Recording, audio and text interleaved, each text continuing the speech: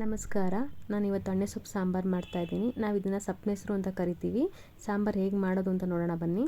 ನಾನು ಎಣ್ಣೆ ಸೊಪ್ಪನ್ನ ಸೋಸಿ ತೊಳೆದು ಇಟ್ಕೊಂಡಿದ್ದೀನಿ. ಅದಕ್ಕೆ ಬೇಕಾಗಿರೋ ಇಂಗ್ರೀಡಿಯೆಂಟ್ಸ್ ಹೇಳ್ತೀನಿ. 10ರಿಂದ 15 ಮೆಣಸಿನ್ಕಾಯಿ, 10ರಿಂದ 15 ಇಲ್ಕು ಬೆಳ್ಳುಳ್ಳಿ, ಸ್ವಲ್ಪ ಕೊತ್ತಂಬರಿ ಸೊಪ್ಪು, ಒಂದು ಸ್ವಲ್ಪ ತುರಿದಿರೋ ತೆಂಗಿನಕಾಯಿ ಬೇಕು, 1 ಗ್ಲಾಸಷ್ಟು ಹಾಲು, ಒಂದು ಅರ್ಧ ಲೀಟ್ರಷ್ಟು ಮೊಸರು ಬೇಕು, 8ರಿಂದ 10 ಹುರ್ಗಡ್ಲೆ.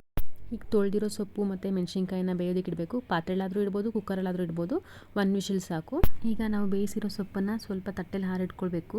ಮೆಣಸಿನ್ಕಾಯಿ ಮತ್ತು ಸೊಪ್ಪನ್ನ ಒಂದು 10 ಮಿನಿಟ್ಸ್ ಆದರೂ ಹಾರ್ಕೊಳ್ಳೋದಕ್ಕೆ ಬಿಡಬೇಕು. ಈಗ ಒಂದು ಮಿಕ್ಸಿ ಜಾರ್ಗೆ ತುರಿದಿರೋ ತೆಂಗಿನಕಾಯಿ, ಸ್ವಲ್ಪ ಬೆಳ್ಳುಳ್ಳಿ, ಬೇಯಿಸಿರೋ ಮೆಣಸಿನ್ಕಾಯಿ, ಬೇಯಿಸಿರೋ ಸೊಪ್ಪು, ಸ್ವಲ್ಪ ಕೊತ್ತಂಬರಿ ಸೊಪ್ಪು, 8ರಿಂದ 10 ಕಡಲೆ ಹಾಕೊಬೇಕು. ನಾನು ಕಡಲೆ ಹಾಕಿರೋ ವಿಡಿಯೋ ಮಾಡಿಲ್ಲ. ಈಗ ಒಂದು ಪಾತ್ರೆಗೆ 1 ಗ್ಲಾಸಷ್ಟು ಹಾಲು, ಒಂದು ಹಾಫ್ ಲೀಟ್ರಷ್ಟು ಮೊಸರು, ಸ್ವಲ್ಪ ರುಚಿಗೆ ತಕ್ಕಷ್ಟು ಉಪ್ಪು. ಈಗ ನಾವು ಬೇಯಿಸಿಟ್ಟಿರೋ ಸೊಪ್ಪನ್ನ ನಾವೆಲ್ಲ ಅದರಲ್ಲೆಲ್ಲ ಹಾಕ್ಬಿಟ್ಟು ನೀರು ಹಾಕಬಾರ್ದು. ನೀರಿಲ್ಲದೇ ಹಾಗೆ ನಾವು ಅದನ್ನು ಸ್ವಲ್ಪ ಹೊತ್ತದಲ್ಲಿ ಕಿವುಚ್ಕೊಳ್ಬೇಕು. ಕಿವುಚಿರೋ ಸೊಪ್ಪೆಲ್ಲ ಸ್ವಲ್ಪ ಇದಾಗುತ್ತೆ. ರುಬ್ಬಿರೋ ಮಸಾಲೆನೆಲ್ಲ ನಾವೀಗ ಅದರಲ್ಲಿ ಹಾಕಿಬಿಟ್ಟು ಮತ್ತೆ ಸ್ವಲ್ಪ ಹೊತ್ತು ಮಿಕ್ಸ್ ಮಾಡ್ಕೊಳ್ಬೇಕು. ಸುಮಾರು 5 ನಿಮಿಷ ಆದರೂ ಈ ಥರ ಮಿಕ್ಸ್ ಮಾಡ್ಕೊಳ್ಬೇಕು. ನಂತರ ಅದರಲ್ಲಿರೋ ಎಣ್ಣೆ ಸೊಪ್ಪು ಏನಾದರೂ ನಿಮಗೆ ಜಾಸ್ತಿ ಅನಿಸಿದ್ರೆ ಅದನ್ನು ಕೂಡ ಸಪ್ರೇಟಾಗಿ ತೆಗೆದಿಟ್ಕೊಂಡು ತಿನ್ಬೋದು.